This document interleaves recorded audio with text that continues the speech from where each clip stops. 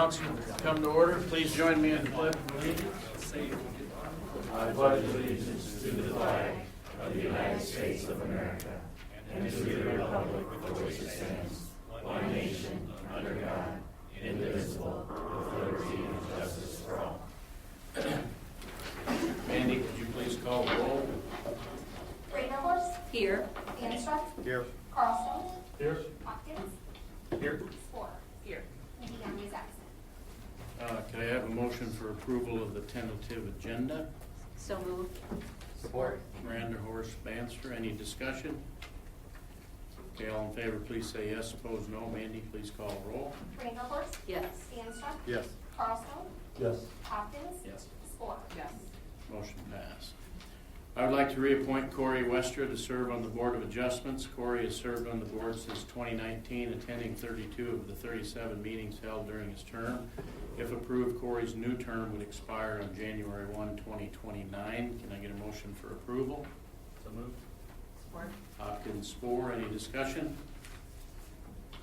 Okay, all in favor, please say yes. Opposed, no. Mandy, please call the roll. Hopkins. Yes. Spore. Yes. Reindeerhorst. Yes. Danstruck. Yes. Carlstone. Yes. Motion passed. I would like to reappoint Lorinda Bradley to the Historic Preservation Commission. Lorinda has served on the HPC since 2021, attending 17 of the 22 meetings held during her term. If approved, Lorinda's new term would expire on January 1, 2027. Can I get a motion for approval? So moved. Support. Reindeerhorst, Hopkins, any discussion? Okay, all in favor, please say yes. Opposed, no. Mandy, please call the roll. Reindeerhorst. Yes. Hopkins. Yes. Spore. Yes. Danstruck. Carlstone. Yes. Motion passed. I would like to reappoint Rhonda Kermode to the Historic Preservation Commission. Rhonda has served on the HPC since 2015, attending all 32 meetings held during her term. If approved, Rhonda's new term would expire on January 1, 2027. Can I get a motion for approval? So moved. Support. Hopkins, Spore, any discussion? Okay, all in favor, please say yes. Opposed, no. Mandy, please call the roll. Hopkins. Yes. Spore. Yes. Reindeerhorst. Yes. Danstruck. Yes. Carlstone. Yes. Motion passed. I would like to appoint Ann Visser to the Planning and Zoning Commission. Ann served on this commission from 2012 to June of 2023, attending 45 of the 51 meetings held during her most recent term. If approved, Ann would assume the remainder of the vacant term, which is set to expire on May 1, 2024. Can I get a motion for approval? So moved. Support. Reindeerhorst, Hopkins, any discussion? Okay, all in favor, please say yes. Opposed, no. Mandy, please call the roll. Reindeerhorst. Yes. Hopkins. Yes. Spore. Yes. Danstruck. Yes. Carlstone. Yes. Motion passed. I would like to appoint Bob Zostra to fill a vacancy on the Community Development Committee. Bob grew up in Pella but lived elsewhere during most of his professional career. Most recently, he owned and operated Ring-O-Matic and is now retired. Bob is interested in maintaining our historic Dutch charm. If approved, Bob would assume the remainder of the vacant term, which is set to expire on August 1 of 2024. Can I get a motion for approval? So moved. Support. Hopkins, Spore, any discussion? Okay, all in favor, please say yes. Opposed, no. Mandy, please call the roll. Hopkins. Yes. Spore. Yes. Reindeerhorst. Yes. Danstruck. Yes. Carlstone. Yes. Motion passed. This time we have opportunity for public forum. Anyone wishing to address council regarding any agenda item, please step forward to the microphone. I think we have you'll have to hold it, or is it good just laying there? It's just laying there before. Okay, please state your name and address and try to limit your comments to 3 minutes. Thank you. Pastor Mike Shover, Christ Redeemer Church, 1000 Sunset Avenue. I want to apologize for last time. I got upset prematurely. It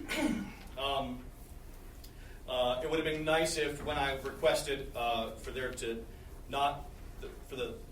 third reading to not have been waived, that there would have been some communication and said, "Don't worry, Pastor Mike, that's not what we're going to do tonight. This is what we're going to do. This is going to be the order of the agenda. This is how things are going to happen." But there was just silence. All of you just look at me like you always do, and you don't say anything, and there was no communication. And so I got upset prematurely. But I'll reserve my upsetness for tonight. The reason I get upset is because this issue of the zoning ordinance is actually not a small matter. Remember, the ACLU contacted the city because they want to allow drag to happen in our town to corrupt the youth. That is their stated agenda.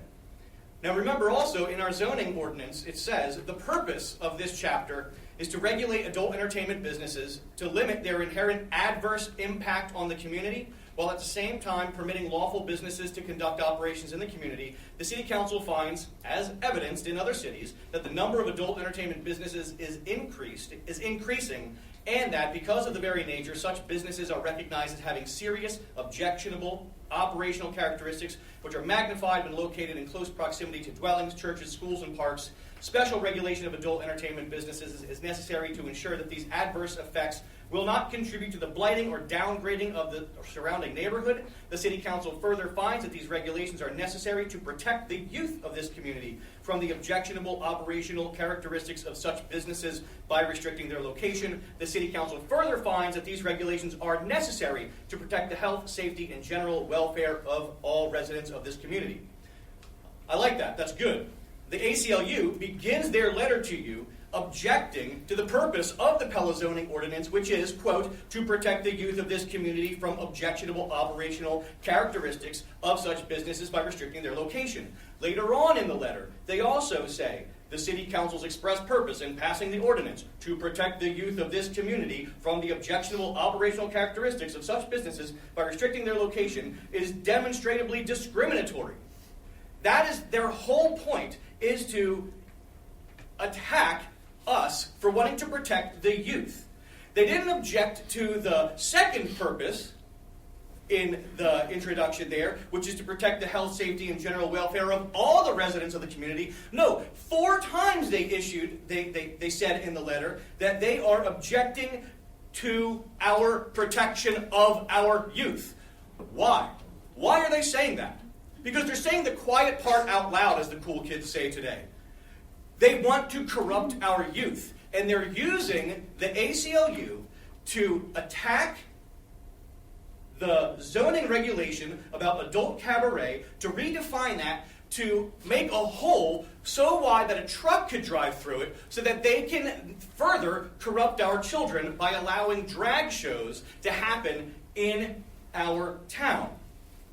Now, how do we know this? Well, we just had an ordinance, or something on the ballot that we just voted for, and people want to continue to allow pornographic books in our library too.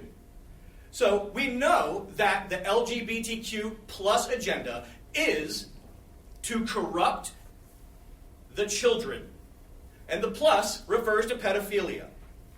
This is what they want. So I get upset because I'm trying to defend our town. I'm calling upon you to do what you can to promote what is good for this town. And I don't think it's too much for me to ask you to do your job, to promote the good of this town by protecting its youth, like it says in our ordinance. And so you may think that the issue is not that big of a deal, but all I was asking, all I'm begging, is for you to have one little sentence in there that just says 2 words, and drag shows, right? Prevent that. The whole thing they wanted to get rid of was the male-female impersonator. Why? Because that's what they want. They want drag shows in here. Because that's one of the primary ways that they use to corrupt the youth, to get us to question what is natural and normal and ordinary in this life in order to continue to groom our children and sexually abuse them. This is my concern. You may think I'm outlandish, but we see the way our nation is going. That's my concern. So, there I stand. Thank you. Thank you, sir. Anyone else?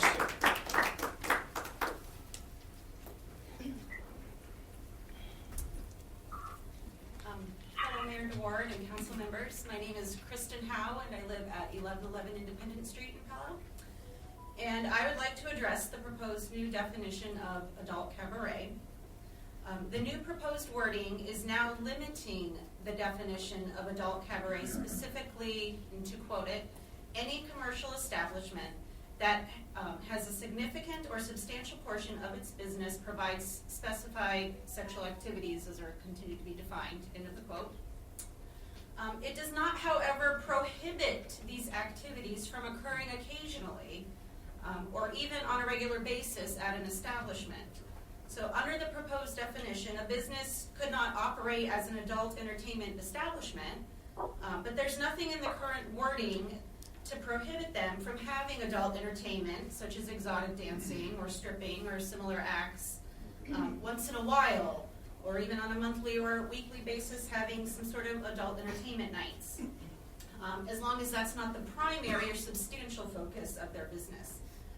Such adult entertainment could also occur occasionally as an event held at one of the various theater stages in town. I understand that the concern that the current definition could be interpreted as discrimination against certain individuals. However, I do not see how, as it's currently reading, that it's discriminating against someone based on their personal identity or against a class of people, but rather it currently prohibits anyone, regardless of their identity, from performing exotic or sexual acts in public. If you still believe it necessary to change the wording, I would encourage you to vote no on this current proposed new definition of cabaret and to write a definition that specifically and strictly prohibits the sexual and explicit activities in general at businesses and community facilities at any time, as opposed to just prohibiting an establishment from running as primarily an adult entertainment business. It's my belief that the proposed new wording does not prevent, but actually will encourage the specific conduct that it's intended to prohibit. So I thank you for your time and your reconsideration of the wording of this ordinance. Anyone else?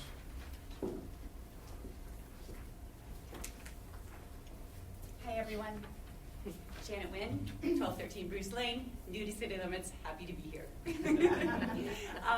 I just today, just a random kind of comment, took some, I don't know what the class would have been, to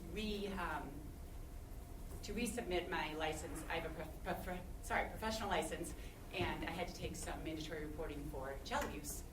And in the questions, it stated that putting obscene information in front of our youth is actually a reportable offense. Spencer, I know you got a license that we are required reporters.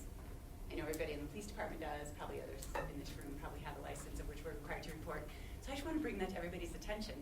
I wasn't in town for the whole library thing, so I'm kind of getting brought up to speed on that. This whole cabaret thing is new to me, but I'm looking forward to seeing you all, learning more, and just remembering and pointing out to everybody that exposing our children to obscene events according to the state of Iowa laws is a reportable offense for child abuse. Thank you.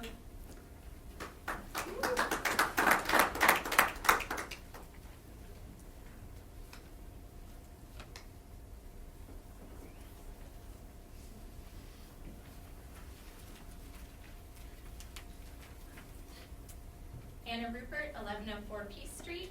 I've lived in Pella for 4 years now, and I think there are only two things preventing our town from being perfect.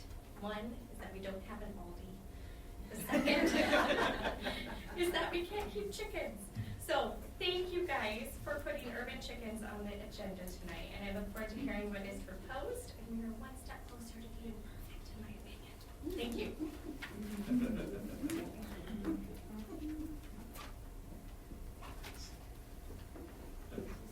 Anyone else? Okay, we'll move on. Can I get a motion for approval of our consent agenda? So moved. Brandenhorst? Support.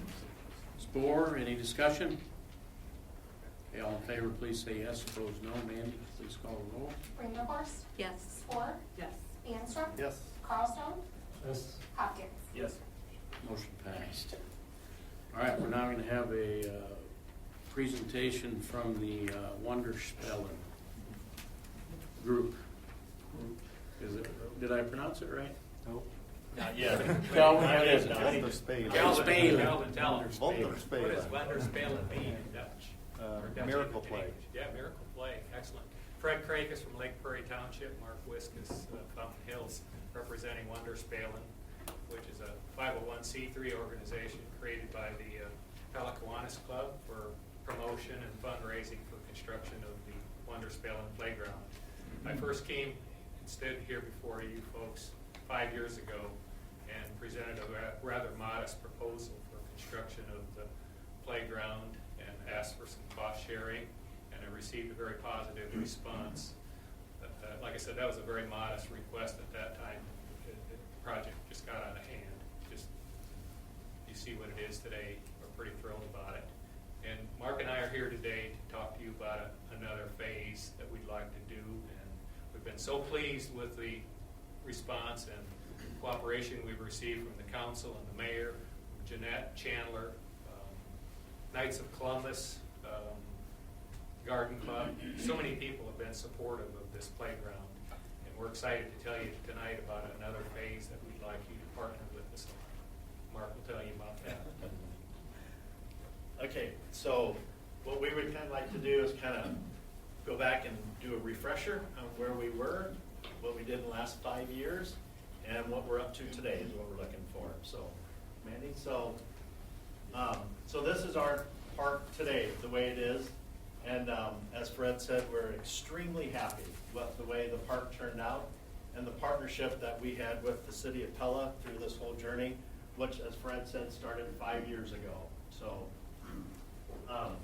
if everybody doesn't know, we put the bathrooms in. We both bought the old the Blumenhof property, which is the existing Kiwanis Park. We expanded it and built the playground, put the bathrooms in, built a few shelters, or a shelter house there, and to the left over there, we installed a Sono arch, and there's a few pictures of that later. So after Fred kind of kicking this off 5 years ago, here's where we are today.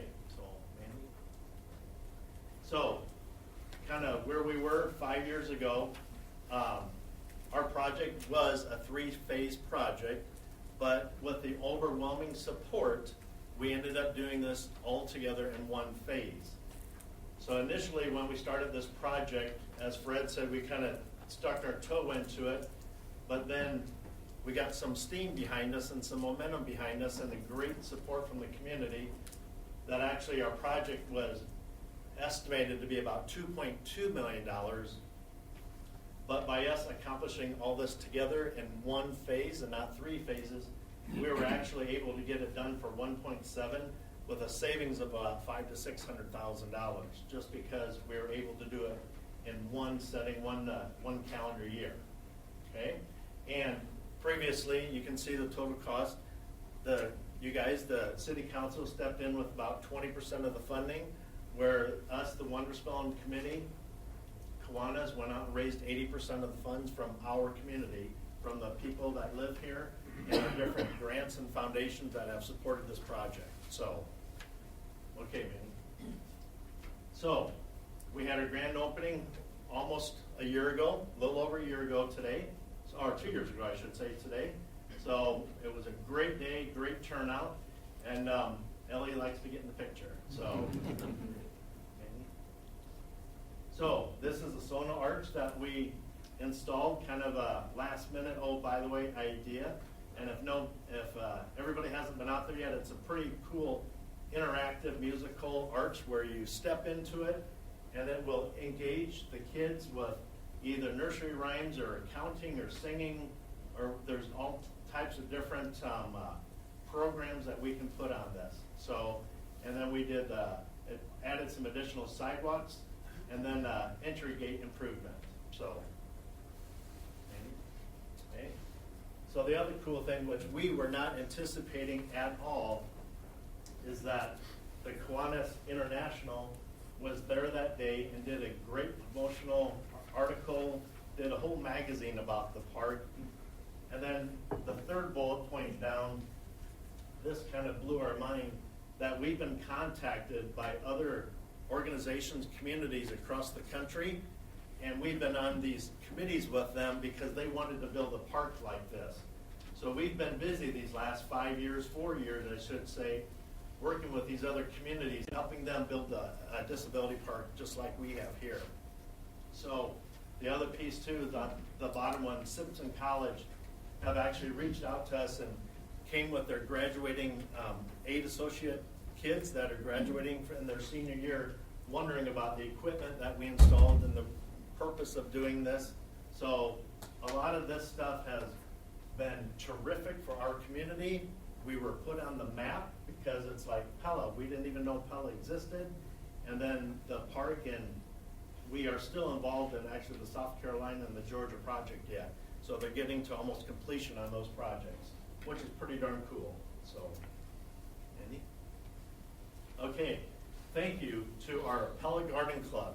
They have donated this arch that is hopefully, Jeanette, to arrive in this next month or a week or two, that we will be installing on the main entryway of the park. So it's going to go right on the sidewalk that goes into the park entrance. So thank you, the Garden Club, for selling all those tulip bulbs. Okay.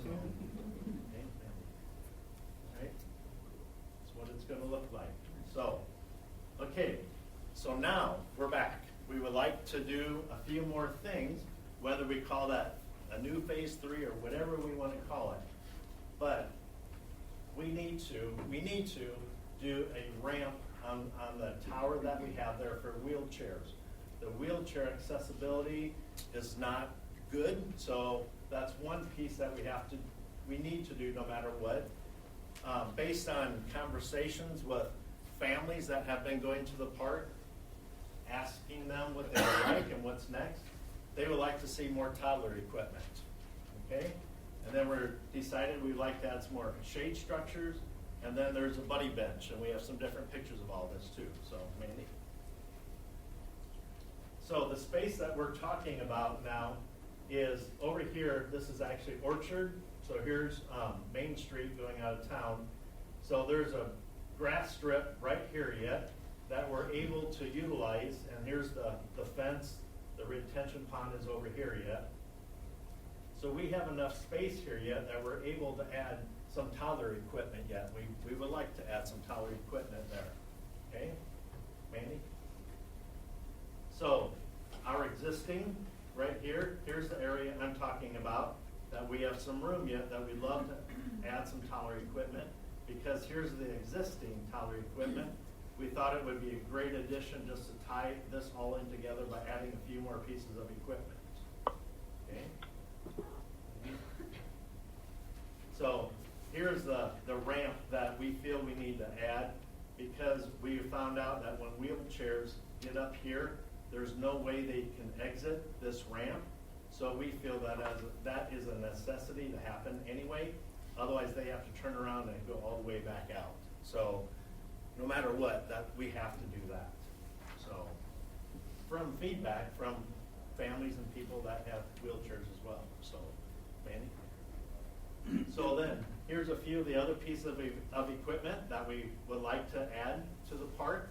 We are again going to use landscape structures since they've done a great job with the park in the past. Mandy? So a few of these. There are a couple of these. This is actually there already, but we're going to have the shade tree, the shade structures, and then a few more toddler pieces of equipment. So, Mandy? This is something new that they've come out with. I know that the city does the benches already, but we thought, why would we not do a buddy bench, right? So everybody needs a buddy, so we thought we would put 1 or 2 buddy benches with the new, blended in with the toddler equipment as well. Okay, Mandy? Okay, so Brett can come back up, but what we're thinking about, so estimated project cost is around $250,000. Mandy, you can go to the next slide. But we have done our homework and roughly ballpark what the cost of this is going to be. We have not projected what the engineering cost is yet, but for this project, we're looking at around $250,000 plus engineering cost with this, okay? And really all we're asking is just a partnership. If we split it, we're good with that. We're not afraid to go raise the rest of the money like we did last time. We're looking for a partnership to get this project done as well, and for you guys to come on board and walk with us on this journey as well again, like we did last time. So, Mandy, that should be it. So, simply 50-50 partnership. So. Yeah, so where we're coming from, basically, I guess the precedent that I observed several years ago was with the sports park. There were a group of people who did a lot of hard work, a lot of good planning and organization, fundraising. And I think that sports park was initially funded 50% with private funds, 50% with local option sales tax, taxpayer money. And there've been other projects. I'm guessing the Pella Rec Center will be funded in a similar manner. We think that that's good policy. We can't tell the city council what policy it should follow, but we like to come to you with a good project and say, let's do this on a 50-50 cost sharing basis. That's our request tonight. And we're here tonight because we have prices, and as you know, prices are only good for so long. We'd like to have some sort of a nod, if not a commitment, that yes, the city is willing to be a partner in this, so we can go ahead and order the equipment before the end of the year.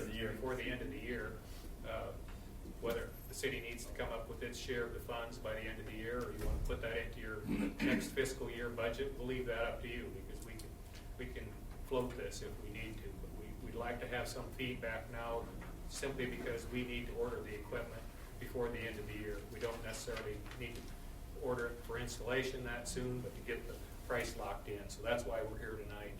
If you have any questions, we're more than happy to talk to you and work with you. All right, thank you, guys. Yeah.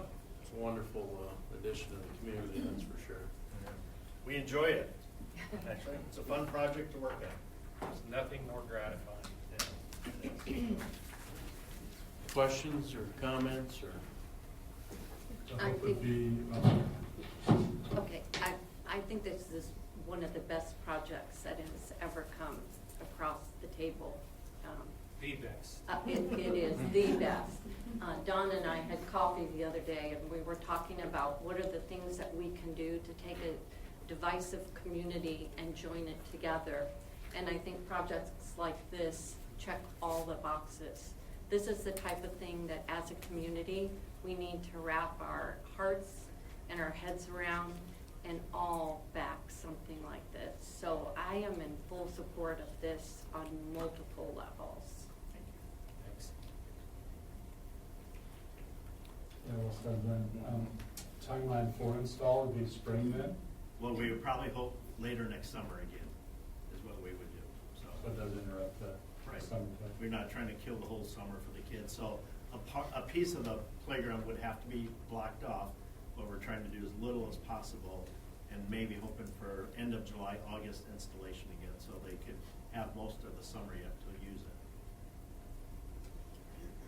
My only other follow-up would be, as far as shade go, you have the shade idea, because it is hot, but Yeah. can we think about some trees or something too out there, long-term, 2 cents?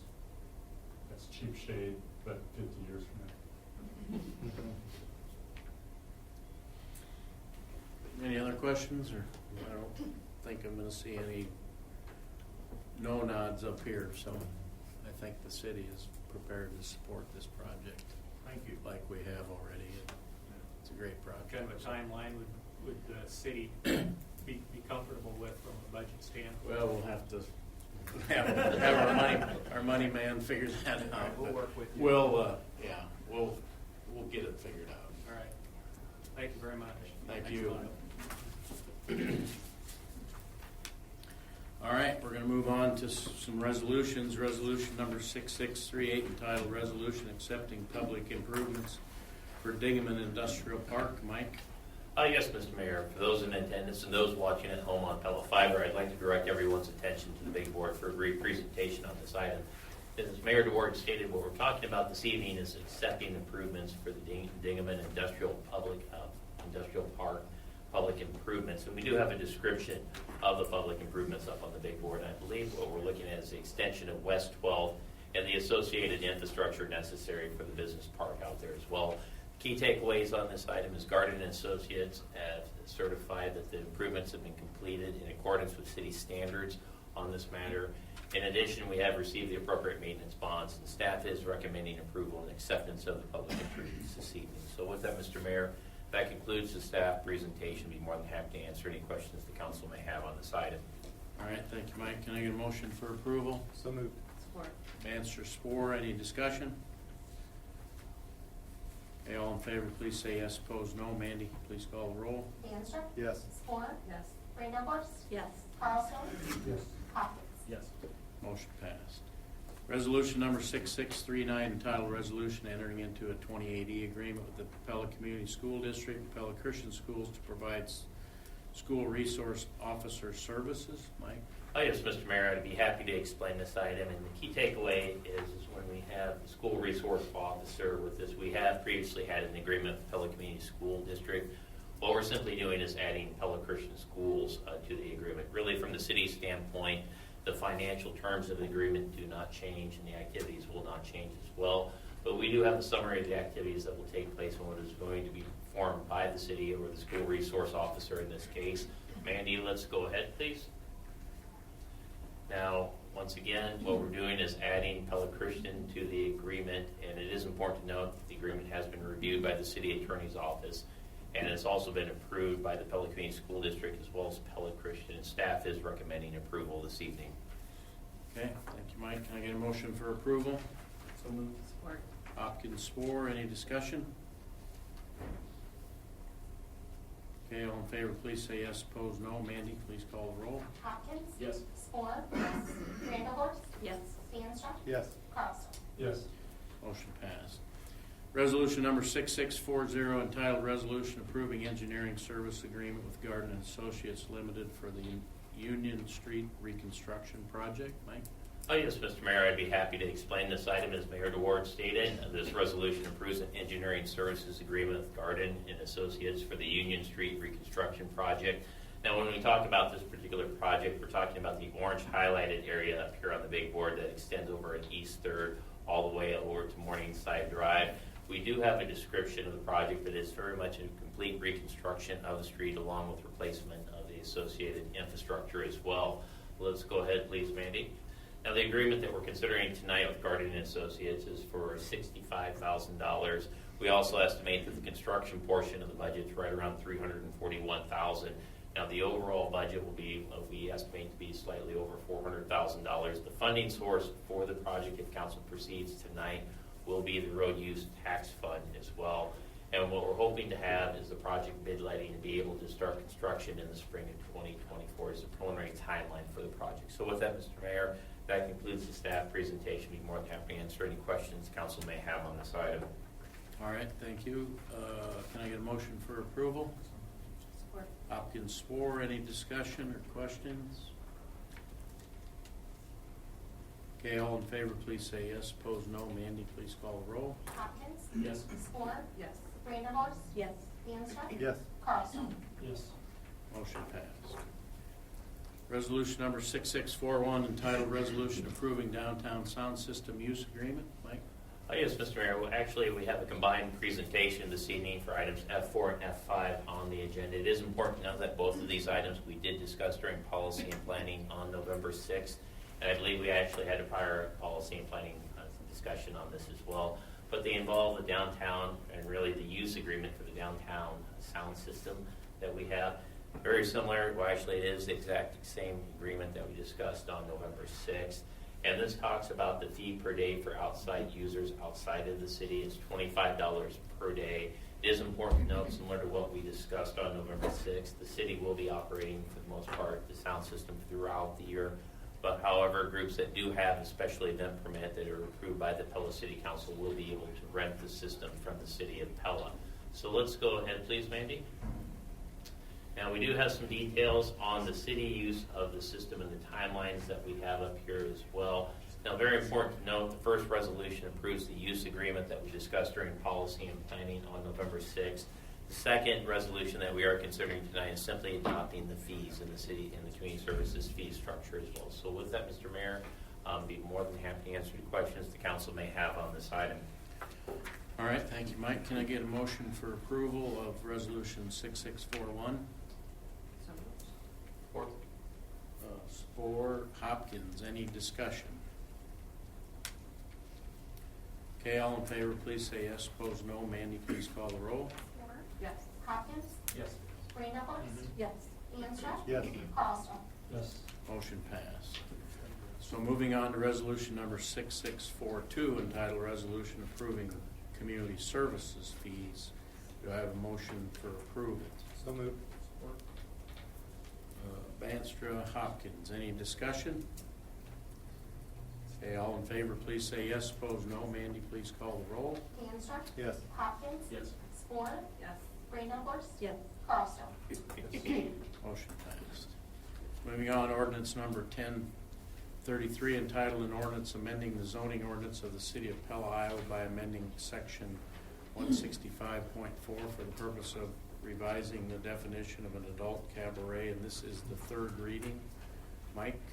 Yes, Mr. Mayor. Once again, I'd like to direct everyone's attention to the big board for a presentation on this item. As Mayor DeWart stated, we are having the third reading of a proposed ordinance that would change the zoning definition of adult cabaret, and we'll get into this definition here very shortly.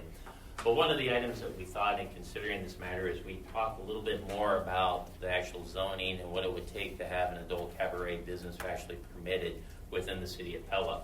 Now, when we talk about adult cabarets, we're talking about the zoning definition. This evening, we're talking about a commercial business.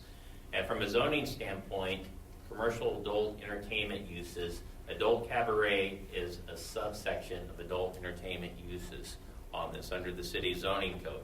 Now, when we talk about adult entertainment businesses, which includes adult cabaret, we wanted to review the zoning districts that they're actually permitted into, in this case, conditionally permitted in, which would be your M1 limited light industrial and M2 heavy industrial zoning districts. So everything that you see up in color that has a zoning or line through it could be a potential area that an adult cabaret business could locate within.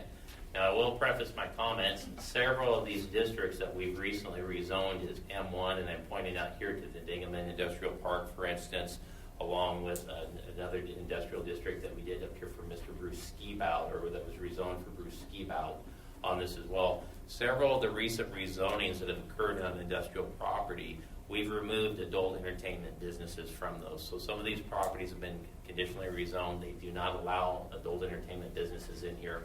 But we wanted to show out here where an adult entertainment business and adult cabaret could actually be located. So let's go ahead, please, Mandy. Now, in explaining this, we also need to keep in mind that adult entertainment businesses, as well as adult cabaret, which include this, are subject to obtaining a special use permit from the city's Board of Adjustment. And the theory behind the special use permit is those are uses in a zoning district that might be good fits within the zoning district, but it really depends on the location and it depends on the surrounding land uses as well. And the reason why we have a special use permit in this case is it gives the city extra discretion in permitting an adult entertainment business, which includes adult cabaret. Now, before we could issue a special use permit to permit an adult cabaret business, we'll have a location, so you will have a firm location.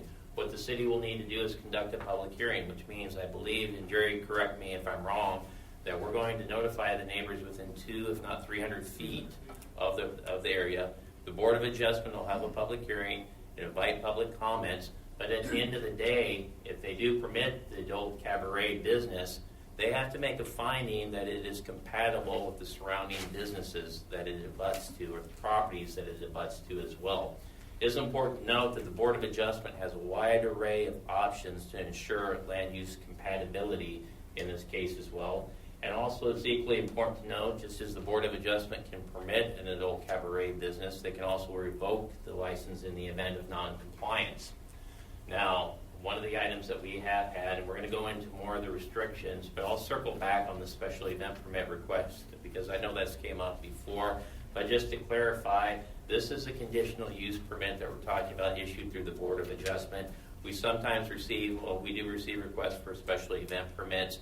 The City Attorney's Office has stated that an adult cabaret cannot obtain a special event permit request from the City of Pella on this. So again, you're looking at a conditional use permit.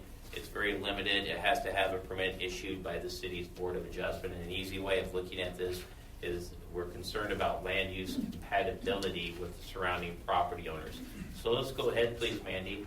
Now, when we look at adult cabaret, there's also some additional restrictions under the city zoning code of where they could actually be located up here.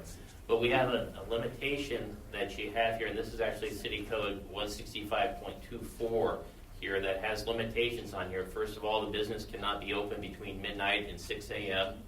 It's not allowed within 500 feet of another adult entertainment business. It's not allowed within 500 feet of any residential property. And it's not allowed within 1,000 feet of any school, public park, or church. And equally important to note, no one under the age of 18 can be on the premises as well. And you cannot view the interior of the business from any sidewalk or public street as well. So those are all restrictions that are under the existing city code. So anything the Board of Adjustment does will be above and beyond this in issuing a permit for an adult cabaret business. So once again, we're talking about a commercial business. So let's go ahead, please, Mandy. Now, as far as the definition, what this ordinance is concerned about, it changes the definition of adult cabaret to identify prohibited conduct rather than specific individuals. Now, this recommendation came to us from the city attorney, and it's intended to rectify concerns about the enforcement of the current definition on it. So generally, the rule of thumb is, and I would encourage we have Ms. Emily Duffy of the Allers Law Firm if there's any questions on this matter. But generally, from a zoning standpoint, which is the use standpoint, the city can regulate activities, not necessarily individuals. And that's what the concern is tonight. So when we look at the current definition of adult cabaret, you'll see it references specific individuals here. And that's the concern of the city attorney's office. So let's go ahead, please, Mandy. Now, the proposed definition is focused on the conduct of this. So if any of this conduct happens, you are an adult cabaret business on it, which means it requires a special conditional use permit through the city's Board of Adjustment. So in summary, the city attorney is recommending approval of this ordinance, which updates the zoning definition of adult cabaret. It is also important to note, Mr. Mayor, that the Planning and Zoning Commission unanimously approved this ordinance at their September 25th meeting. And with that, staff would be happy to answer any questions council may have on this item. But once again, any questions, we do have Ms. Emily Duffy of the Allers Law Firm here this evening to answer any legal questions on this proposed zoning definition change. Okay, thank you, Mike. Can I get a motion for approval? I'd like to put a motion on the floor. I'd like to table this to take a deeper dive on it, possibly add some additional language to this code. Doing a deeper dive and having many conversations and asking questions to the city attorney ad nauseum, I still feel that we might need some additional language added to this. So my proposal would be to table and then take it back to policy and planning at a later date. Mandy, just so I clarify, we probably need the motion first and then to table the motion, or?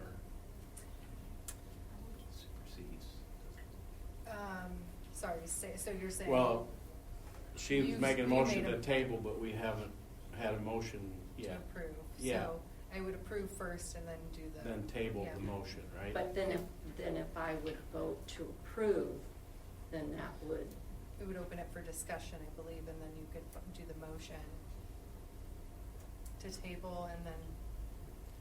Right now, I don't know, in my mind right now, there's no motion on the table, to table. We have to have a motion first, then we can act on the tabling of the but motion. wouldn't the motion be to approve? And if that, what I'm saying is we're gonna hopefully bump back that motion to approve. I don't know, we have a lot of attorneys in the room. But we're looking at you, ma'am. She's looking at me. If you want to do the motion to table the ordinance third reading, I would do that now. Okay, And then if it passes, then we table. okay, And if it doesn't pass, then we can move forward. all right. So Lynn has made a motion to table the motion to approve this ordinance, third reading of this ordinance, so I understand. Okay? Is there support? Is there a discussion before? It has to be approved first before we discuss. Approve first and then discussion.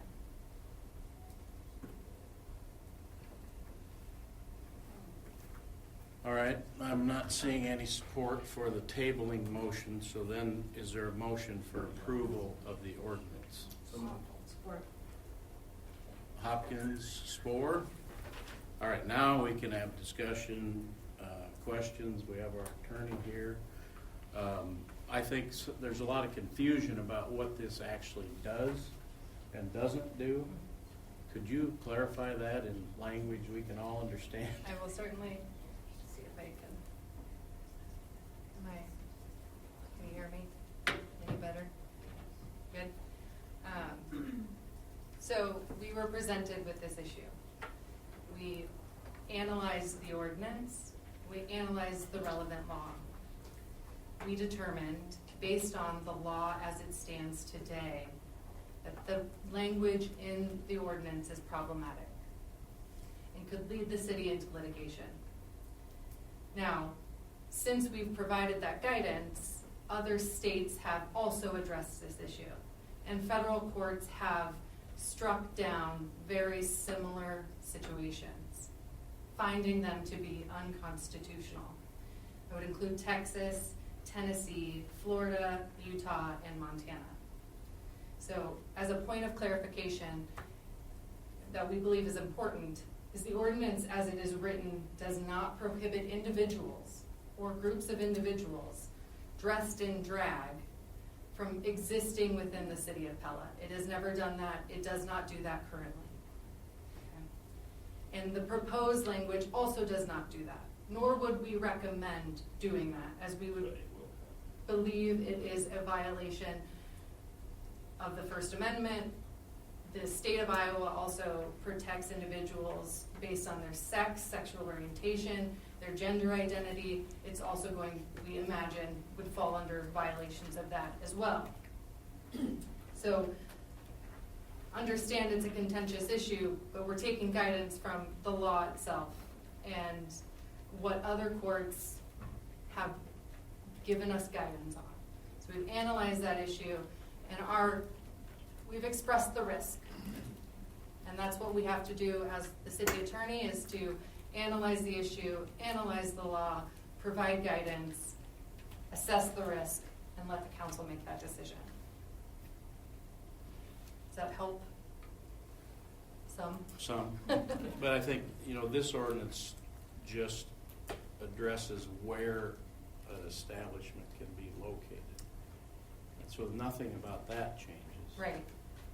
There's definitions within, and as Mike has pointed out, there's a lot of additional restrictions about establishment. Now, maybe the concern is somebody's going to have a drag show up on the Tulip Tower, but I don't think this ordinance has anything to do with that. Has no impact on that.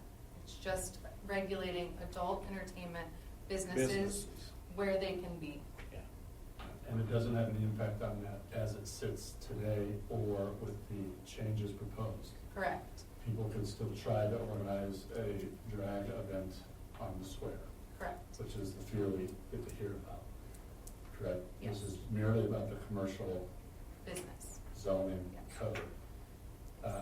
One of my questions was, one is, could a commercial establishment hold an outdoor thing without a special event permit on their commercial property? There is some prohibition even within the code sections, and I've got it here. I think we have that, Mandy, if you go back a slide or two. Inside. Yeah. And There was we- something about you can't Yeah, be you able to cannot see be in. seen from the Yes. sidewalk or Yeah. street, so Well, that, yeah. I saw that point, but I wanted to be sure that it was any activity, they couldn't rally and host a rally or something in a parking lot. So I think an adult entertainment business may have individuals outside of its establishment, but if it doesn't fall within the definitions of adult entertainment business, it wouldn't be a violation. If it does, if there is obscene conduct, things that fall within these kinds of things, within the code sections, then it could be a violation. But if they're just gathering, no. One of the things I was glad to see was those distance overall, because I didn't know that that existed before. So that's part of, I think, you said the broader code that we weren't focusing on the last two times. Yes, So- and I would encourage council and community to review that section specifically. It's quite long. There's a lot of different definitions within adult entertainment business. So just because we're focused on this particular one doesn't mean that it may not be encompassed of something else. So I know you had mentioned some of that distance stuff before. And, I mean, that's already addressed in our code about distances from where these establishments can be. So I don't know if we need more, if we think we need more language that would prohibit, based on location, stuff like that, I don't know. Well, that's what my motion was about, was additional language, but it got denied. To tighten things up and firm things up and be a lot more specific. But I believe that water has already gone through that proverbial dam with the denial of the second.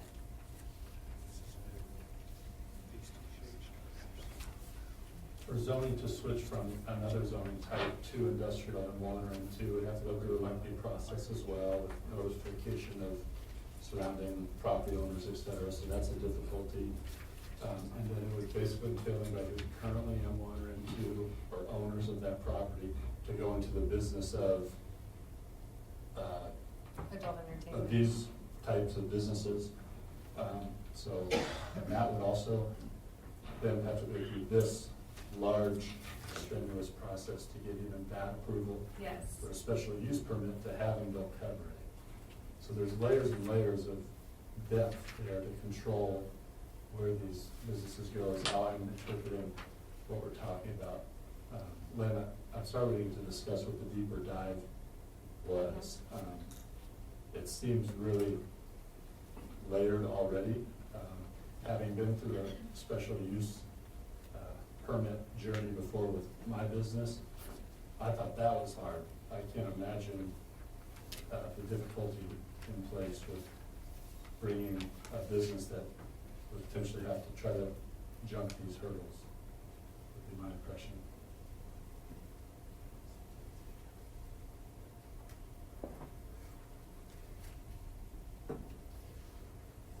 Okay, anything else? Questions? So, did we do a motion? I think we did. Yes. In a second. I got, yeah, in a second, all right. So, any other questions or comments? Otherwise, we're gonna vote on the motion. So all in favor, please say yes, opposed no. Mandy, please call the roll. Hopkins, Yes. Spore, Yes. Vanderhorst, No. DeAnstruck, Yes. Carlstone. Yes. Motion passed. So I need a motion for approval of adoption of ordinance number 1033. Hopkins, for, any discussion? Okay, all in favor, please say yes, opposed no. Mandy, please call the roll. Hopkins, Spore, Yes. Vanderhorst, No. DeAnstruck, Yes. Carlstone. Yes. Motion passed. Moving on to abstract of bills number 2139. Can I get a motion for approval? Move to approve and issue warrants. Support. Branderhorst, Banster, any discussion or questions? Okay, all in favor, please say yes, opposed no. Mandy, please call the roll. Vanderhorst, Yes. DeAnstruck, Yes. Carlstone, Yes. Hopkins, Yes. Spore. Yes. Motion passed. Anybody on council have any other business you want to address tonight? Any member of the public have any other business you'd like to address us with this evening? If so, please step forward to the microphone, state your name and address, try to limit comments to 3 minutes.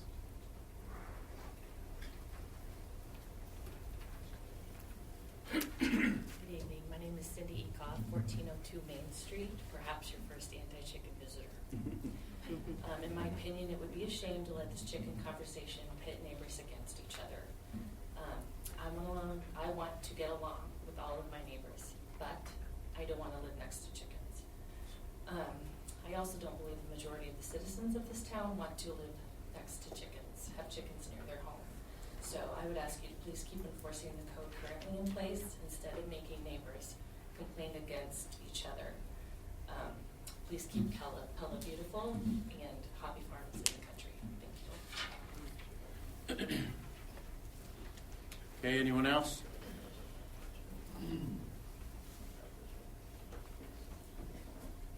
Evening, Mayor DeWard and council members and city staff.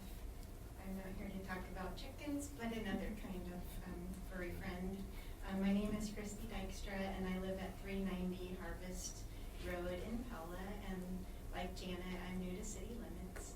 I'm here representing the Pella Dog Park Association, and as maybe you remember, in 2017, a small group of individuals formed the Pella Dog Park Association and then gained 501c3 status and began working to raise funds at the city's encouragement. And at that time, we raised about $80,000 from companies and individuals and grants. And in a matter of weeks, there were hundreds of signatures, hundreds of people signed a petition supporting a dog park. So it seems that the enthusiasm in the community is there, but a location has never been found. Jeanette and others have considered various locations and have volunteered, many have volunteered their time and effort to work to find a location, as well as drawing up designs and cost estimates for those locations. The original cost estimate for a dog park, if I recall, back in 2017 was about $400,000. But thankfully, if the dog park could be built at a location which I will not name tonight, but one that's currently being considered, funds would not be needed to pave a parking lot, which is really expensive, or to provide build restroom facilities. So the revised cost estimate now has been brought closer to $168,000 for phase one. Fencing is still really expensive, and it would be about $213,000 in total, which is close to half of that original estimate in 2017.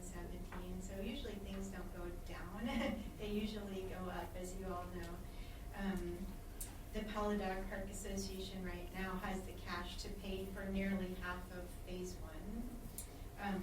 This location that's unnamed tonight seems feasible, so I am here to request two things. First, we would respectfully ask for the city's help in pursuing and forming a partnership agreement. It's my understanding that this is the next step that needs to happen in order for the project to move forward. The second request would be that the city would consider allocating money in this upcoming budget cycle. It would be really great to see that $80,000, which the community has donated, get matched by the City of Pella. And then we could continue fundraising once a partnership agreement is in place. We know and understand that $80,000, it's a significant amount of money. And every one of those dollars comes from somebody's pocket, and it's a big deal. I personally feel responsible for every dollar that has been donated towards a dog park, and I want to do whatever I can to see that those dollars are going to the cause for which it was given.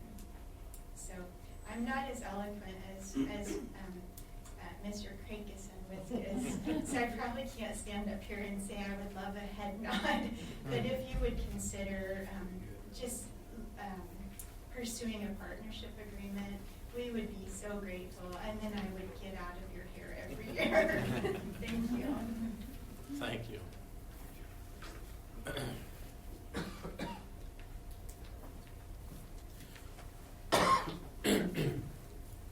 Pastor Mike Schilber again, 1000 Sunset Avenue. I have a question, I guess, now that the zoning ordinance was passed, is that since this is concerning the the construction or the approval of new businesses that would be zoned underneath those, that's what we're talking about, then what prohibits a business that already exists, or a school or something else, from hosting an event that is considered adult cabaret? If a business is going to hold an adult cabaret, they have to get a special use permit, even if they're transitioning from one business to a new business. That would include an adult cabaret. Even if it was just like a one-time event, or they host it maybe once a year, like a thing that they do on, for a celebration day or something? Like, so this is just like a... If it falls within the definitions of adult use or the adult entertainment business, and there's many, then they would have to get a special use permit. So then was Central College getting special permits for hosting drag shows? So Were they? drag shows aren't specifically or explicitly at issue under this. Not anymore, right? Because the issue was the male-female impersonator, which is what the previous zoning ordinance had restricted. But now that we have changed the definition, and now that's no longer even on the menu, so to say.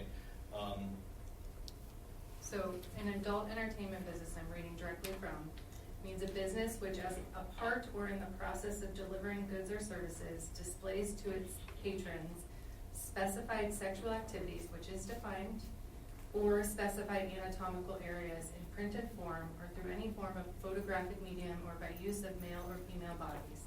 Now, specified sexual activities is defined as, means any sexual contact, actual or simulated, either natural or deviate, between two or more persons, or between a person or an animal by penetration of the penis into the vagina or anus, or by contact between the mouth or tongue and genitalia or anus, by contacting between a finger of one person and the genitalia of another person, or by use of an artificial sexual organs or substitute therefore in contact with the genitalia or anus.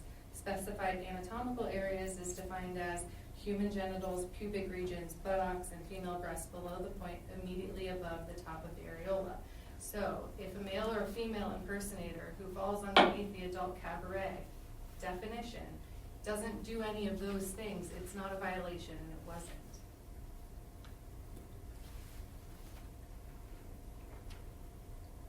Nor was it before. And it wasn't before. Yeah. But that's, so I guess that's my question, is that, but that falls underneath the above heading of an adult entertainment business. Which is, and inclusive of that definition is adult cabaret. Right. Right. But that's my point is that you have a business that does those things, that restricts those. But what if you have a place that isn't, like, what if you have the bookstore that isn't an adult entertainment business, but they are doing these things? If they're doing these things, meaning that they're showing Yes. Right. All those things. all the things, Yeah. then it would have to occur within the zoning district as outlined in the zoning code. If Central College, to use your example, has put on a drag show, but they didn't show any of those things, then they weren't in violation. What about the giving of money? Yeah, and I think that the ordinance we just changed doesn't address that. Right. I mean, It didn't address it before. it didn't doesn't address, it now. nothing changed as how that stuff is addressed. So the ordinance we changed was strictly a location of a business. That's the only difference. Anything like you're talking about, a drag show at Central or wherever else, that wasn't part of this ordinance. And I think that's where a lot of the confusion came from. That is addressed, if somebody wanted to do it in public area, you'd have to have a special use permit, which we went through all the special use permit requirements. So if you wanted to do it, but if somebody wanted to, if Central College has it on their own property and somewhere, I don't know. I mean, Just a drag show that doesn't show all this, deal with all of this, I'm not sure that Sure, we could do anything about that. or any other business Yeah. that isn't listed as a adult entertainment business. It could be any business, right? Could have a drag show. Could have a drag show. Yes, before and now. Before and now, even though male and female impersonators was. If male and female It impersonators. used to be a category, right, but now we changed it because. So, if male and female impersonators were showing their genitalia, Yeah. it would be a violation. Previously. If anyone shows their genitalia, it's a violation. Mhm. Before, you could have drag shows, as long as they didn't show genitalia. Now, that remains the same. Okay. Wouldn't those fall under decency ordinances and Yes. other statutes that are There are city plenty of code? other statutes that also concern indecent exposure. And what I would say, also the obscenity, kind of earlier speaking about obscenity, that's specifically defined in our law. It's very specific. It's not just the community vernacular of obscenity. Thank you. All this would have been helpful 3 meetings ago when I stood up here and asked for information, and I had another gentleman here who was a lawyer who was stuttering his way through and didn't understand what he was even talking about. Thank you. You've been helpful. Thank you.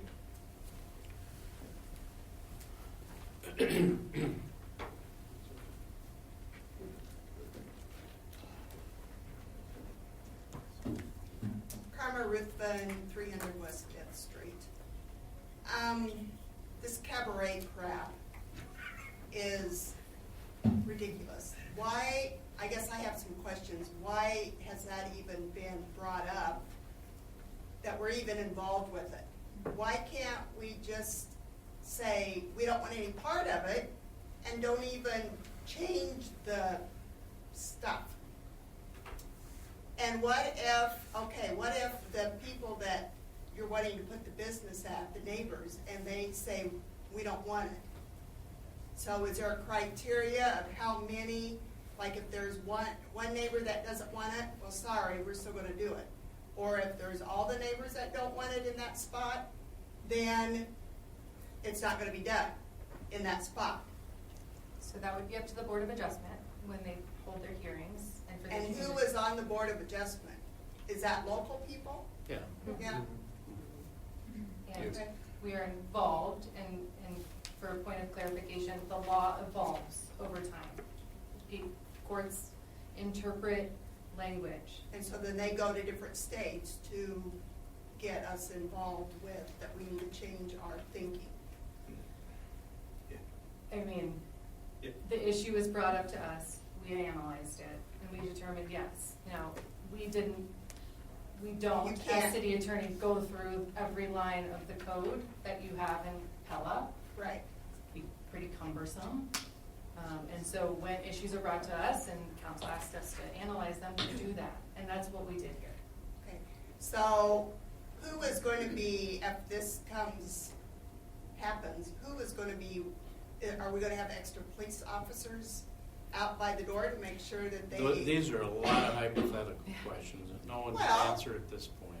So- That's just it. You can't answer it, but then yet you go on and plan it, and then you can't answer who's just like other stuff. So if it's You an know, issue get the of, criteria down pat. if somebody is exposing themselves, the police should arrest them. Right, so they have to get a phone call. They're not going to be out there monitoring. With most crimes, no. Okay. Well, hypothetically, I suspect they will know where this place is and drive by and kind of watch what's going on. I think they'll get on it. But again, the hurdles to get to this type of establishment are rigorous and go through multiple committees of our citizenry to prove whether or not they can even be in business. And it's only in those locations that are owned by most of our industrial, friends and neighbors that probably aren't interested in going into this type of a business. They're doing fairly well in their current businesses. You're talking about layers and layers of difficulty to get into that business. So I don't think we need to worry about extra policing just yet. We'll see if anybody wants to try to navigate that gauntlet to get there. And I think it'll be a long shot. Well, it might be a long shot, but none of you agreed with Lynn, so there you go. couldn't back her up, but yet it's gonna be a long shot. Well, then you should have backed her up. And I don't think Central College should be doing drag queen. Well, you'd have to stuff talk to either. Central College. Is that about who you talk to? Yeah, they make their own decisions. We don't for them. Okay. Anyone else?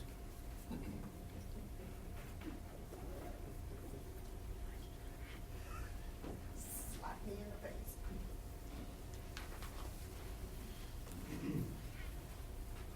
I don't know if you, Steve Woodhouse, publisher, owner of the Marion County Express.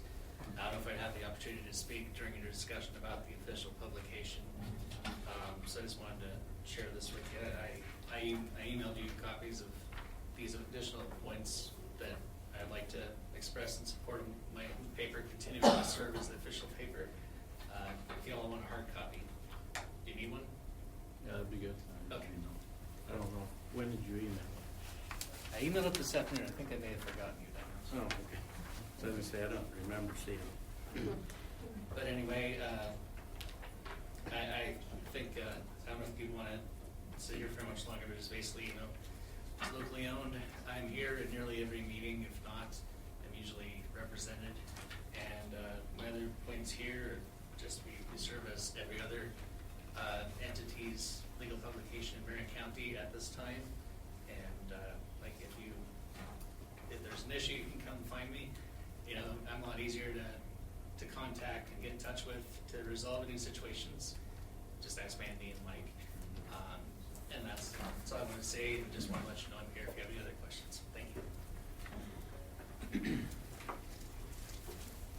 Okay, anyone else? All right, well, we're going to move into our policy and planning. First of all, we're going to discuss local option redistribution proposal. Mike? Yes, Mr. Mayor. Once again, I'd like to direct everyone's attention to the big board for a presentation on this item.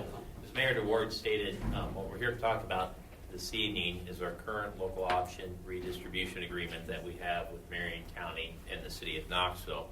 The current agreement's been for a term of approximately 12 years, expires on December 31st of this year. And before we go on, I would like to state and recognize the Marion County supervisors. As far as I'm aware, we're the only county in the state of Iowa that has a redistribution agreement for local option revenues. And it's something I'd like to commend the supervisors for approving past agreements with us on the matter. It's important to keep in mind that ultimately the reason why this was approved in the first place is I believe that there's an issue with the current state distribution formula. In case you wonder, the local option we're talking about is the 1 cent sales tax that's paid in our community. But what most people don't understand is the community that generates it, the tax doesn't go to that. Instead, we share collectively with everybody in Marion County with this. All cities and the county is a part of it. And I believe the current distribution is based 75% off your census population and 25% based off your property valuations between the years 1984 to 1986. Don't ask why. That's what it took for the state legislature to approve it way back in the 80s. What it's led to is some inequities on the folks that generate the local option taxes compared to who actually receives the local option taxes. And we're going to go through that here very shortly. A little bit of background on this, what this agreement requires Marion County to do is redistribute 8% of countywide local option sales and services tax to Pella and 4% to the City of Knoxville. Annually, we get between $400,000 to $440,000. Now, circling back on this percentage, this was not made up back when we negotiated up our current agreement. Back in the day when we approved this, I believe the new tax went into effect on January 1st, 2010. We would have been looking at numbers back then, but at the time, Pella generated 54% of the local option sales and services tax. Knoxville generated 40%. So when we looked at the 8% distribution to Pella and the 4% to the City of Knoxville, what that did was allowed both cities to receive about 65% of the taxes they generated. Both communities felt at the time that if we're going to have the tax and if the citizens of Pella are going to be paying the tax, there should be benefits directly correlated with who's generating the tax, and the 65% was the agreed upon threshold, and that's how we came up with the 8 and the 4%.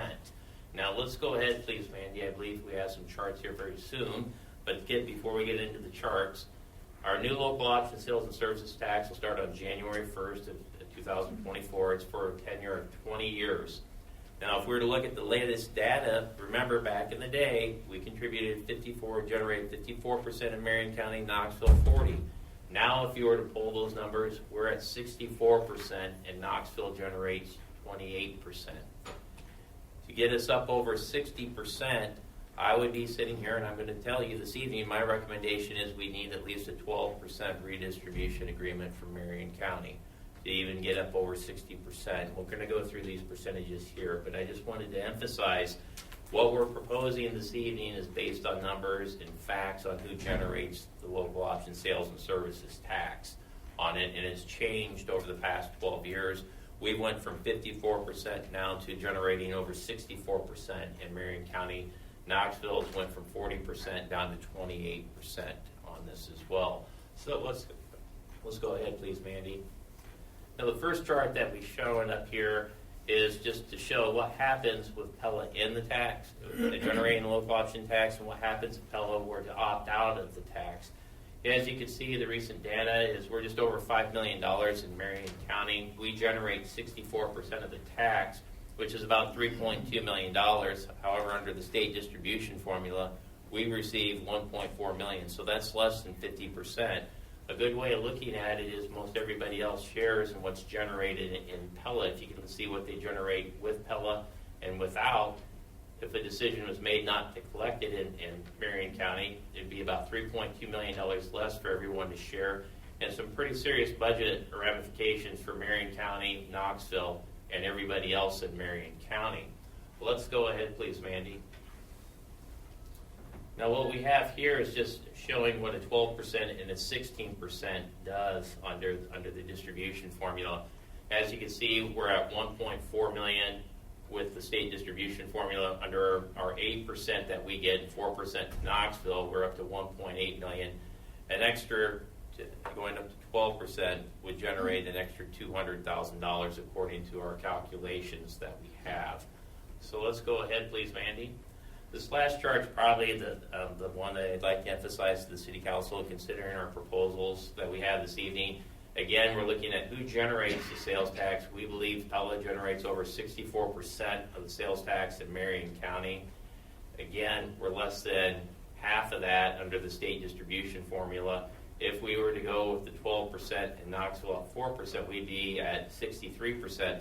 But interesting enough, things have changed. If you recall, we said when we did this 12 years ago, Knoxville was at 40%. They're now at 28%. If you look at this distribution, they receive right around 73% just off the state distribution formula. With 4%, they would be at 90%. So they're almost made whole on what they generate.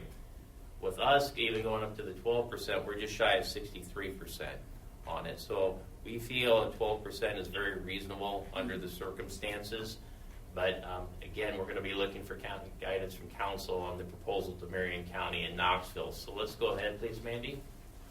Now, what we have and what we're proposing here is in conversations that we've had with Marion County, we now understand that they have some road projects that they have currently programmed in their capital improvement program.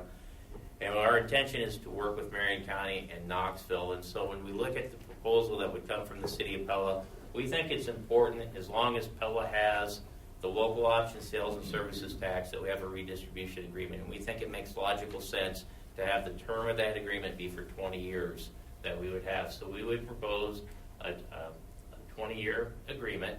And as far as the distribution that we would have is right now, we would keep the current 8% in the first 2 years of the agreement.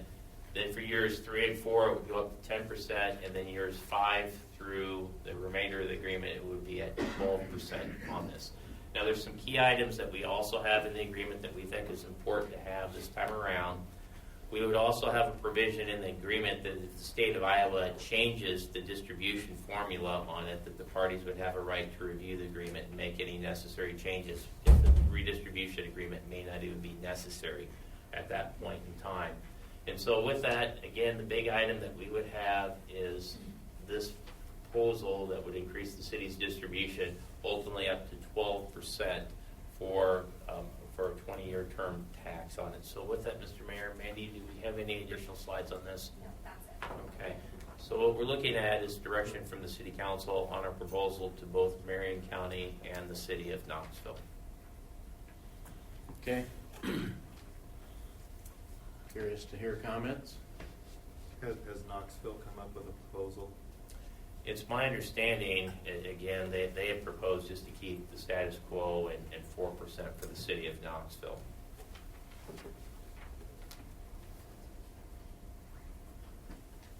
Are we capped at what we can ask for?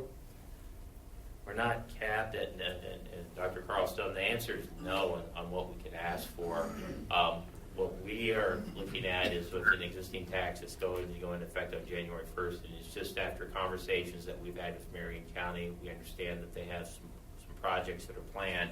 And so the intention of city staff in this proposal is to work with Marion County. And also our thoughts are, as more local option taxes is generated, we've had some very good luck with commercial developments in Pella that tends to generate local option taxes.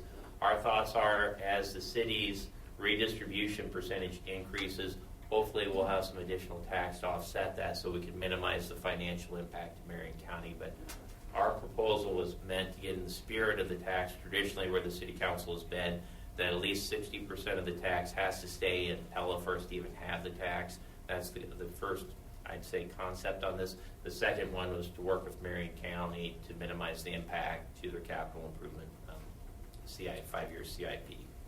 Well, ultimately, like years 5 through 20, why not keep going? That's at the discretion of the Pella City Council. So if we wanted to, we could, but we had thought with the 12% that gets us up to the 60%, and that's the reason we stopped.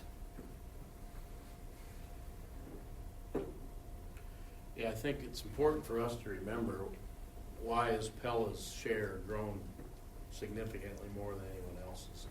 It's because of the investments made by local business, investments made by the City of Pella. You take in the Historical Society, Visit Pella, PACE, everybody that's been working together. Our sales tax revenue is rapidly increasing. And this is, it's really unfair to us yet, but it's probably as good as we can negotiate. It's a negotiation, obviously, but so at minimum we should ask for this, I think. And we're delaying it for a couple of years just because of some of the commitments that are made from Marion County's portion of the local option tax. The rest of the county would hurt badly if Pella didn't do the local option tax, because they all share in what we generate quite a bit. The original intent back in 2011 was that Knoxville and Pella both were at 65%. That's how we came up with the 8 and the 4. To get to 65%. To get to 65%, yeah. Yeah, it's back in when we initially, the Pella's had an agreement since 2007. Knoxville was new to the redistribution business subsequently to that. But when we negotiated it, we looked at a common basis on the distribution amount, and that 4% for Knoxville got them to 65% reimbursement. 8% got us up to 65%. So, well, if you look at, if you think about 3 factors, just increase of cost of goods, and then if we generate more business as well, and then an increase, that's an exponential growth pattern for us. So I like it. My concern is, could we not also then help offset their Marion County's lack of vision in seeing another pending economic engine that we wanted to partner with them on through this strategy?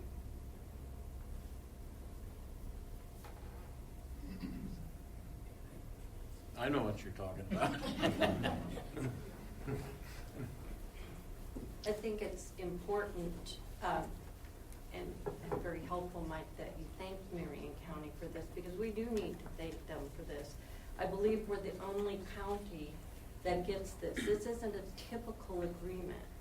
When the state looks at this agreement, they sometimes go, now tell me about this 28E agreement. this is an atypical agreement. This is a gift that Marion County gives back to us. Not everybody gets this. And so I think, first and foremost, it's important that we're grateful for this. So that's a posture that I think it's extremely important we all understand. It's also important for us to realize that the House and the Senate are both looking at the lost taxes and are both looking at reducing the amount of money that communities are going to get through lost taxes. Now, that's something that's in the funnel currently. So I'm glad that you're thinking with the change, because the change is coming. It's not an if, it's when, that we would make alterations to this. And so my question to you was, what are these alterations? Yeah, what we had thought, in the event the state of Iowa chooses to change the distribution formula, which I would also state there'd be ramifications statewide if they did that. So that would be a significant change, but that doesn't mean that they couldn't. But what our thoughts were is that the distribution formula changes would give the parties the right to cancel the agreement and probably start off there and see if it's even needed in the first place. For instance, one change that I would propose is let's base it on where the tax is actually generated. And if that was the case, you would argue, why does Pella need a redistribution agreement? Because most of the proceeds would be in Pella. So. Okay, thank you. Yeah, go try to negotiate the best deal you can. All right. Okay, urban chickens, so next on our agenda. Alrighty, Mr. Mayor, and as we stated, typically once we get through the development season, we tend to list items on the agenda that people have brought up, requesting zoning changes. And ultimately what we're here tonight is to get direction from City Council to see if there should be further discussions on potentially allowing urban chickens in residential areas. Now, before we get too far into this, let's understand the city's zoning that we have.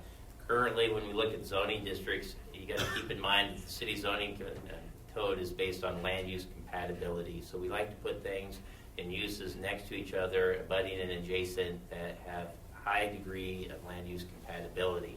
In the case of urban chickens, that under the zoning code, the only district that it's allowed in is A1 agricultural district. So these would be farming is allowed. Residential areas is currently not allowed. Now, one of the items that we've had is we've looked at a city that's recently allowed urban chickens to be raised in their community, or it's made zoning changes, and that's the city of Ankeny. And we've heard a little bit about Ankeny, and we thought, just in considering if we even should look into this further, what some of the key provisions under the Ankeny code are. Now, when we look at urban chickens in residential districts, the very first item that they have is the lot needs to be at least a quarter acre, or just shy of 11,000 square feet. Now, one of the items, we can cover the permit fee. Initially, it's $100 for the first year and $50 afterwards. But really, when we look at the requirements, there are some significant requirements for urban chickens. One of the items that I found interesting is even to be able to submit a permit, you're required to take an online training session prior to submitting a permit. Ankeny allows up to 6 female chickens. No roosters are allowed. But interesting on this is when you look at location requirements, instead of just having the typical use that's allowed on here, there's actually some restrictions, additional restrictions. The hens and the houses and the pens must be in the rear yard, so they cannot be in the front yard on it in Ankeny. They have to be in the rear yard. They need to be at least 25 feet from the property lines, at least 10 feet from any storm water or drainage easements. And the chickens also have to be in enclosure and fenced-in areas at all times. And then one of the items that I had noted up here that I found interesting, that odors and noises must not be negatively impacting neighboring properties on it. I'm going to go pick off a few of these items on here. And residents must meet specific requirements for storage and removal of waste.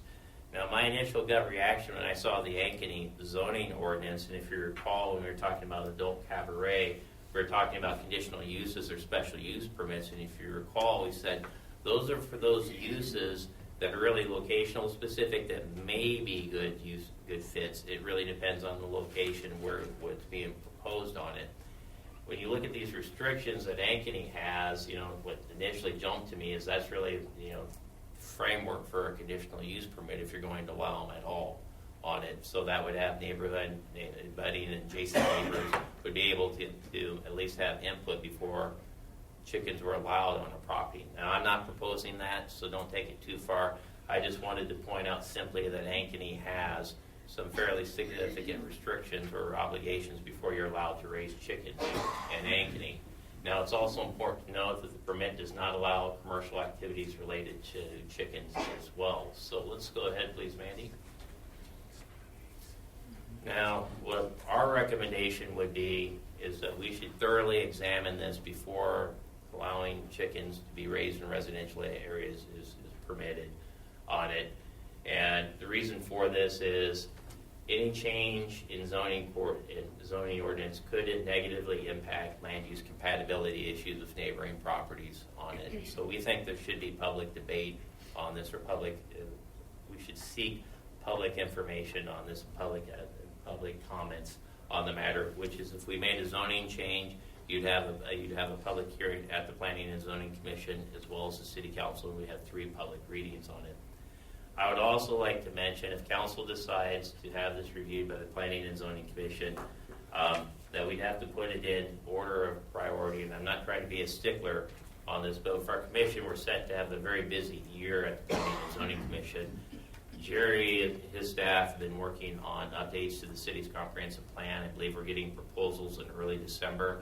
We anticipate having a contract for a firm to update the city's comprehensive plan in early January. It's been my experience that that's a pretty big obligation for the Planning and Zoning Commission. Generally takes about a year. Lots of public input is a part of the process. Now, as a part of this, we've also have 2 additional items that we're going to be looking at that's going to require some attention and probably a commitment from the Planning and Zoning Commission. We're also going to be updating the city's zoning code on it and reviewing all definitions within the zoning code. We'll also be looking at the city subdivision code on this as well. Now, in addition to the comprehensive plan update, prior to this, we had on our list of things to come back to at the City Council was we'd also talked about community directional signage programs as well. Traditionally, when that's been looked about in the past, the Planning and Zoning Commission has been heavily involved in that. Now, aside from that, one of the things I've prefaced this, we're lucky and we're fortunate that we do have commercial development in Pella. We're currently working on 2 urban renewal areas that will involve the Planning and Zoning Commission. In addition, there are active housing developments as well that will require rezonings on them as well. So all of this activity that I just outlined above and beyond the raising or allowing or permitting of chickens is scheduled to occur at the Planning and Zoning Commission. The reason why I'm stating this is they will be working on other items, and if we assign it to the Planning and Zoning Commission for further review, they'll be reporting back to the council as they seem fit, but it may be a while before they get back to the City Council with their findings. And so with that, Mr. Mayor, what we're simply looking at or seeking direction on, do we even want to research this even further and have the Planning and Zoning Commission perform additional research on the matter and report back to the City Council? Well, you certainly gave us a lot of reasons why we want. Put it on planning and zoning. And if we didn't, then what? There'd be no zoning change. Gotcha. So I guess I have a simple question for the council. Is there an appetite to explore this or not? No. No. Not for me.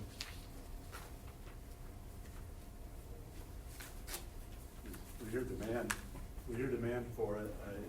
It's going to be back in line and priority, but we're hearing demand for it. Yeah, I mean, we've heard some impassioned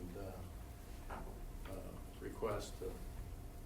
We also heard It's some. occurring We also already. heard some, negatives too. So I think it would take a lot of research It would. and If we need to do it, then we need to do it. But I'm not keen on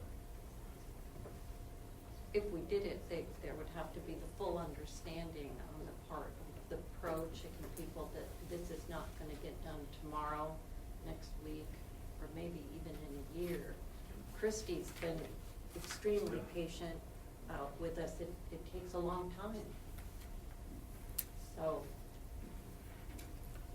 I went through this as city clerk at Lighton, the most rural town there is. And the passion speakers and the city council said, no chickens, was the vote. And the thought was that if chickens are that important, then that's where a hobby farm or living in the country should be. So that was one city's approach to that. The other one that I've looked at that I kind of liked was Iowa City had an ordinance that if you had chickens, all your neighbors had to approve it. And that was just recently changed where that approval was taken away in July of '23, but I knew people that lived there. And I thought that was a thing that kind of goes back to your special use permit type of thing. That kind of appealed to me from that too. So but those are, I guess, two different approaches that I had seen. Well, my feeling is that there's probably not now. Don't want to spend the time researching it. If it gets brought up some time in the future, maybe not right now. That's what I'm hearing. Is anybody disagreeing with me? Okay. Thank you. All right, designation of official newspaper for 2024. I believe we had 3 requests, right? Yeah, that's a good summary, Mayor. Because we had 3 requests, we thought we'd have a policy and planning session just on getting council's input on designation of the official newspaper. Currently, it is the Marion County Express, and they have requested to continue as the city's official newspaper. In addition, I believe we've also received requests from the Oskaloosa Herald as well as the Des Moines Register. What we have listed up here are the requirements to be the official newspaper for the City of Pella. Let's go ahead, please, Mandy. And again, we've had 3 that have submitted it, and what we're ultimately looking for is a direction to proceed further. We need to give additional information or do research or provide, I guess, additional information before council makes a decision. Be more than happy to do that, but ultimately we're looking for direction, Mr. Mayor. So under the rules, all 3 qualify? I believe so. Yes. I don't see a need to change. One of the things that I really like about the Marion County Express is that it is affordable for everyone. The Des Moines Register is not an affordable paper for everyone. It is fully accessible for people. They can stop in and purchase it. It is a cost of $1, and it is our local paper. And it's our county. It has our county's name on it. We're going to the county and asking them for more money. Let's support Marion County. And it does a great job of carrying all the activities in our community and in the smaller communities surrounding us. And I think there's so few newspapers like that anymore. So I would express that I vote to keep the same. I vote to move to the Oski Herald. That's from a professional standpoint. That's what we tend to go with. It's what I refer to more frequently, and so that would be my recommendation. Well, I would guess we could eliminate the Des Moines Register right away. Yeah, I don't think anybody would desire that. That's, yeah. What's the process, Mike, if you've got 2 local papers, let's say if you bring one, we vote it up, vote it down, and then if the other one, then you vote on the other one, then after that? We can certainly proceed that way, and Mandy, unless you see any problem with that, we may have a recommendation for or at least an action item on in this case, since the Marion County Express is the incumbent, it could be an action item for the city council, and if you vote it down, then you can make a recommendation for. In 2022, when we were kind of on the fence whether Marion County Express was even eligible under Iowa code, we just asked for a motion and then left it up to you guys to make a motion to designate whoever as official newspaper and then voted on it from there. So we kind of keep it generic on the next agenda and look for a motion from you guys. So that would go as an agenda item at our next meeting Yeah, in if that is December. how, yeah, you guys Yeah. direct. Yes. Yep. Is that acceptable? Acceptable. Okay. Sounds good. Yep. So we will generate a motion at the next, someone will generate a motion for which paper to use. Okay. And I'll list it on the regular agenda, that there will be a designation and then we'll look to a motion. Sounds good. All right, I will entertain a motion to adjourn. Hopkins, Vanstra. All in favor, please say yes. Opposed, no. Mandy, please call the roll. Hopkins? Yes. Vanstra? Yes. Carlstone? Yes. Spore? Yes. Kramer? Yes. We are adjourned.